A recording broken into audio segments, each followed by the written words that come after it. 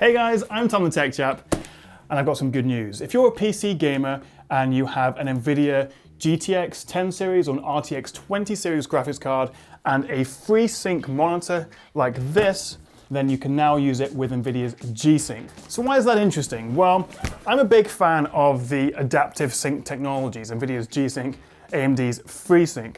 And basically what that does is it sort of smooths out your gaming and it reduces screen tearing when the refresh rate of the graphics card doesn't quite match that of the monitor.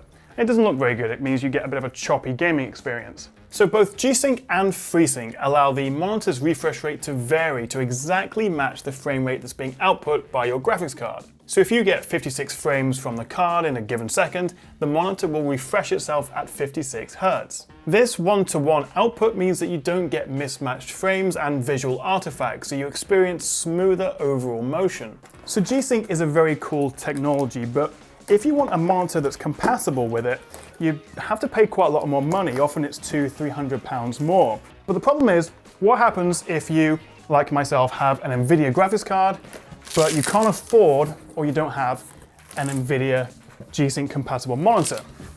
Well, until now, you've been out of luck. But that's all changed with Nvidia's new update, which means FreeSync and FreeSync 2 monitors, like this one I've got hiding in here, will now be compatible with G-Sync.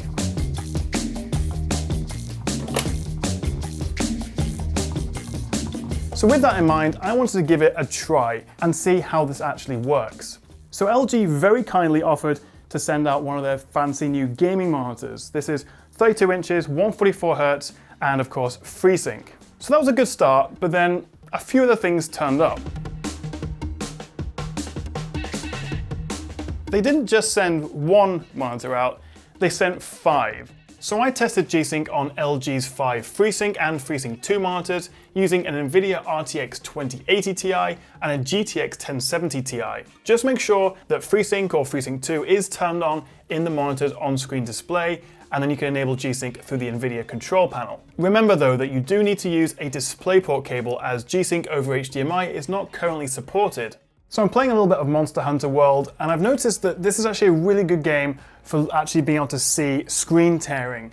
And it's kind of hard to see sometimes. It's more obvious when you're physically sitting here in person playing the game, but you can see between the lava, you do get these just little tears in the screen, and that's where the refresh rate of the monitor, as I say, isn't quite matching that of the graphics card, and you're getting some screen tearing. It can get annoying. So that's with FreeSync off. And now if I jump into the OSD, I can go to Game Adjust, FreeSync, and then put it up to Extended. And that really is noticeably smoother. There's none of that screen tearing, and even just running around and moving my mouse around, it does look visibly smoother. There really is a difference here. And in the past, I just wouldn't have been able to have any of this technology because I had an Nvidia graphics card. And even if I had a FreeSync monitor like this, it wouldn't have worked. So now Nvidia has given us that update and I can fully take advantage of these FreeSync or FreeSync 2 monitors. It's the same case with Battlefield 5. The image is noticeably choppy with G-Sync off, as you can see on those posts, but the motion is clearly smoother when it's enabled.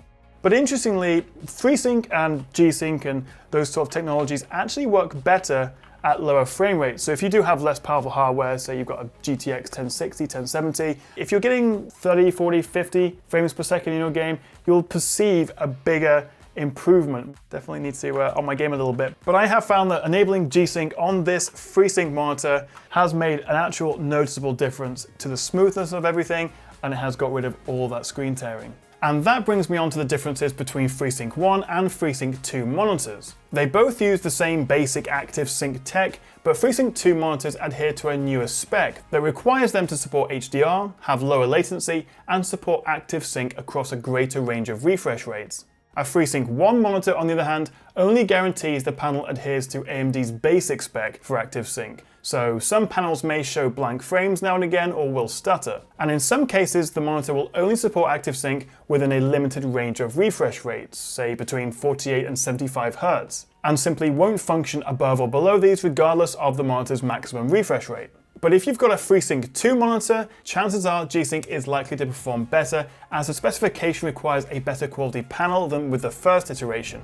So overall then, how well does G-Sync work on FreeSync and FreeSync 2 monitors? Well, after testing these 5 LG monitors, the answer is it works really well. But do be aware that performance will vary between different brands and different models, so just because these work well doesn't guarantee that yours will. It depends on the quality of the panel and how FreeSync has been implemented. The experience may vary, but the good news is that all of these gaming monitors by LG work really well, and I'll leave links in the description below if you want to check them out. So I hope you found that useful. Let me know what you make of G-Sync and whether you think it's a big deal in the comments below. Thank you so much for watching, guys. Hit that like and subscribe button if you want to see more of my videos, and I'll catch you next time right here on the Tech Chat.